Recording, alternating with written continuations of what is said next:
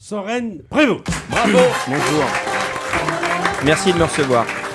Vive le troisième âge. Qui est le fils d'un célèbre inspecteur du fils, Monsieur Cheval. Oui, tout à fait. Pour ceux qui ont vu les films de Weber. Alors, ma chère Marilou, quand on a annoncé ta venue à Europe 1, on a reçu des tonnes de courriers. Et El Gringo Soren Prévost les a sélectionnés. Et il y répond. Tout à fait. Et les réponses sont pertinentes. Tout à fait. Chers auditeurs, chères petites mains de la chronique radio, pour qui le mercato audiovisuel du mois de juin se limite à un transfert d'Europe 1 à Pôle emploi, Julie, Tim Michel, bonjour.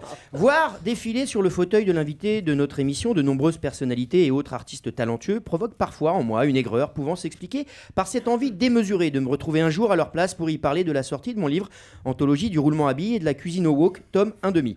Sorti discrètement en 2002, je le reconnais, et que je réédite à compte de photocopieuse chez Denis Oliven. Mais ce matin, aucune jalousie à l'encontre de Marie-Lou Berry, non, pour qui j'ai la plus sincère affection. Je lui dirai bonjour plus tard, une fois son courrier trié.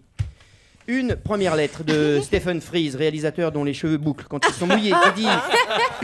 Stéphane Frears. Oui. Marie-Lou, dans le film Joséphine, vous donnez votre premier vrai baiser de cinéma à 4h du matin, sous la pluie et dans le froid, comme l'a dit Michel tout à l'heure. Faut-il y voir un signe de rejet pour les baisers de fin de matinée au théâtre ou de début d'après-midi en terrasse après le café Calva? Je vous salue Marie-Lou Berry, etc., etc. Alors, Mademoiselle Berry, lorsqu'une lettre est adressée à un invité et qu'elle frôle l'intimité bucco-dentaire, j'y réponds avec la plus grande célérité. Cher Stephen Frears, il est rarement aisé de mélanger les fluides de son écume buccale, plus communément appelée salive ou bave, avec un intermittent du spectacle dont on ne sait jamais, à moins de l'épouser, s'il aura fait ses 507 heures de travail consécutifs sur les 10 derniers mois, lui donnant droit à une indemnisation forfaitaire journalière calculée sur la base des cachets effectués sur une année calendaire rétroactive. Bref, cher Stephen Frears, manger la bouche d'un partenaire comédien à 4 dus après 13 cafés ristretto pour tenir le coup dans le froid, non, ce n'est pas simple, mais il y a pire. Embrasser Vladimir Poutine le soir du Nouvel An ou Garry Kasparov après une défaite aux échecs face à un iPad, mais... Bien sûr, je m'égare. Qui se souvient encore d'Ipad, le fameux joueur d'échecs? Une deuxième lettre de Gwyneth.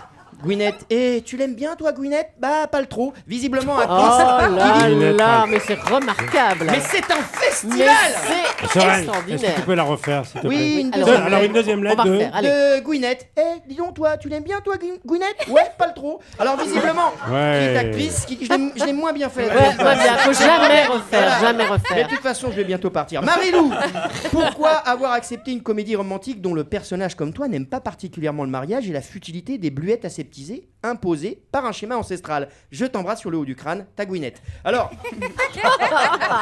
Marie-Lou, voici ma réponse type pour ce type de courrier. Chère Gwyneth, est-ce qu'on t'a demandé si la qualité intrinsèque du scénario t'a poussé à courir de Iron Man 1 à Iron Man 3 ou si c'était juste Chécos?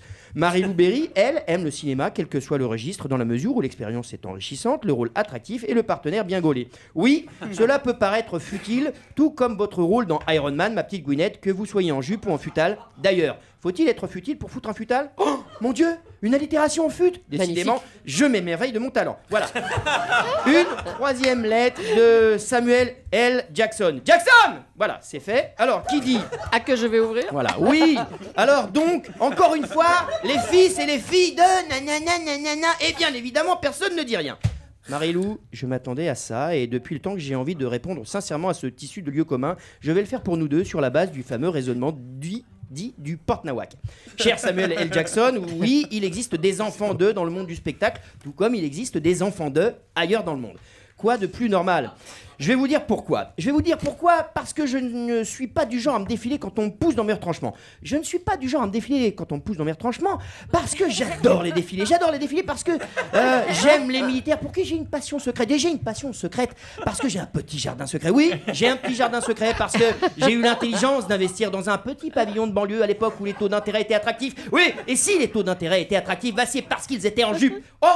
Mon raisonnement s'est arrêté tout seul. Bah c'est normal, j'ai plus rien à dire. Voilà, Marie-Lou, j'ai bien fait le ménage dans votre courrier ici à Europe 1, mais avant de partir, je ne vais pas vous dire au revoir Mademoiselle Berry, je vais plutôt vous dire bonjour Marie-Lou, bien ou bien?